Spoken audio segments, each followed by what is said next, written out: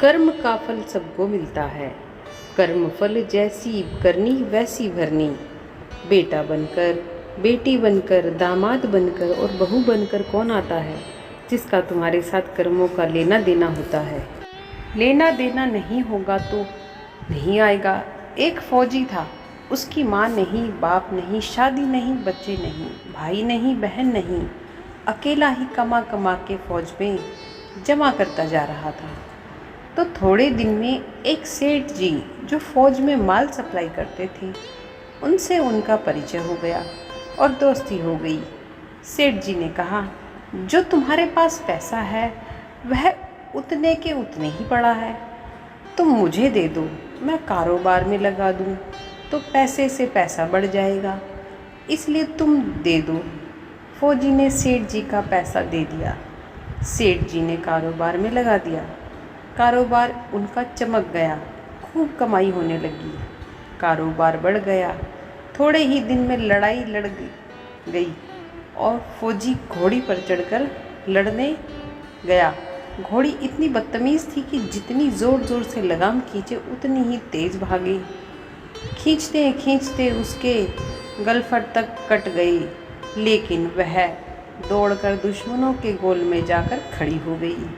दुश्मनों ने वार किया, फौजी भी मर गया, घोड़ी भी मर गई।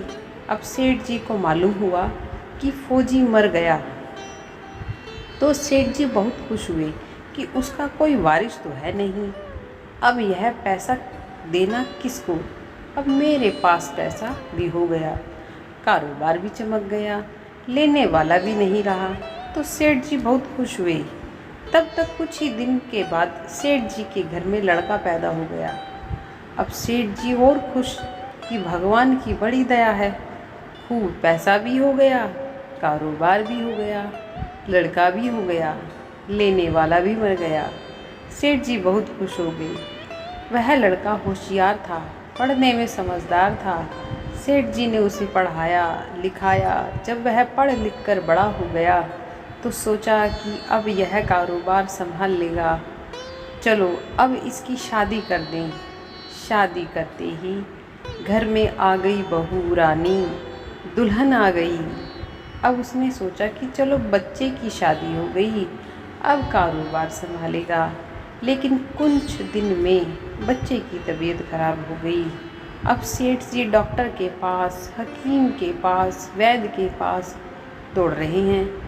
वैद्य जी जो दे रहे हैं दवा खिला रहे हैं और दवा असर नहीं कर रही, बीमारी बढ़ती ही जा रही, पैसा बर्बाद हो रहा है और बीमारी बढ़ती ही जा रही है, रोग कट नहीं रहा, पैसा खूब लग रहा है।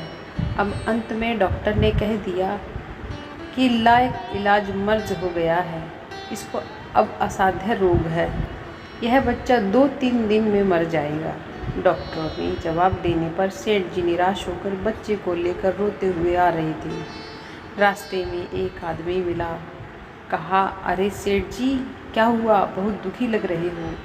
सेठ जी ने कहा, यह बच्चा जवान था, हमने सोचा बुढ़ापे में मदद करेगा, अब यह बीमार हो गया, शादी होते ही हमने इसके लिए खूब पैसा लगा दिया, जिसने जितना मांगा उतना दिया, लेकिन आज डॉक्टर ने जवाब दे दिया अब यह बचेगा नहीं, असाध्य रोग हो गया, लाइलाज मर्ज है, अब ले जाओ घर, 2-3 दिन में मर जाएगा। आदमी ने कहा, अरे सेठ जी तुम क्यों दिल छोटा कर रहे हो, मेरे पड़ोस में वैद्य जी दवा देते हैं, 2 आने की पुड़िया खाकर मुर्दा भी उठकर खड़ा हो जाता है, जल्दी से तुम वैद्य जी की दवा ले आओ। सेठ जी दौड़ कर गए, 2 आने की पुड़िया ले आए और पैसा दिया, पुड़िया ले आए, बच्चे को खिलाई, बच्चा पुड़िया खाते ही मर गया। अब सेठ जी रो रहे हैं, सेठानी भी रो रही है और घर में बहू रानी और पूरा गांव भी रो रहा। गांव में शोर मच गया कि बहू रानी सेठ की कमर जवानी में टूट गई, सब लोग रो रहे हैं। तब तक एक महात्मा जी आ गए, उन्होंने कहा, भाई क्यों रोना धोना। लोग बोले, इस सेठ का इस जवान लड़का था, वह भी मर गया, इसलिए सब लोग रो रहे हैं, सब दुखी हो रहे हैं। महात्मा बोले, सेठ जी रोना क्यों? सेठ महात्मा, जिसका जवान बेटा मर जाए वह रोएगा नहीं तो क्या करेगा? महात्मा, तो आपको क्यों रोना? सेठ, मेरा बेटा मरा तो मैं रोना महात्मा? उस दिन तो आप बड़े खुश थे। सेठ, किस दिन महात्मा? फौजी ने जिस दिन पैसा दिया था। सेठ, हाँ, कारोबार के लिए पैसा मिला था तो खुशी तो थी महात्मा, और उस दिन तो आपकी खुशी का ठिकाना ही नहीं था। सेठ, किस दिन? महात्मा, अरे जिस दिन फौजी मर गया था कि अब तो पैसा भी नहीं देना पड़ेगा, माल बहुत हो गया, कारोबार खूब चमक गया, अब देना भी नहीं पड़ेगा, बहुत खुश थे। सेठ, हाँ महाराज, खुश तो था। महात्मा बोले, और उस दिन तो आपकी खुशी का ठिकाना ही नहीं था, जब पता नहीं कितनी मिठाइयाँ बट गई। सेठ, किस दिन महात्मा जी? अरे जिस दिन लड़का पैदा हुआ था। सेठ, महाराज, लड़का पैदा होता है तो सब खुशी होते हैं ना, मैं भी हो गया तो क्या बात? महात्मा बोले, उस दिन तो खुशी से आपके पैर ज़मीन पर नहीं पड़े थे। सेठ बोला, किस दिन? महात्मा बोले, जिस दिन बेटा ब्याहने जा रही थी। सेठ, महाराज, बेटा ब्याहने जाता है तो हर आदमी खुश होता है, तो मैं भी खुश हो गया। महात्मा बोले, तो अब इतनी बार खुश हो गए तो ज़रा सी बात के लिए क्यों रो रहे हो? सेठ, महात्मा, यह ज़रा सी बात है, जवान बेटा मर गया, यह ज़रा सी बात है।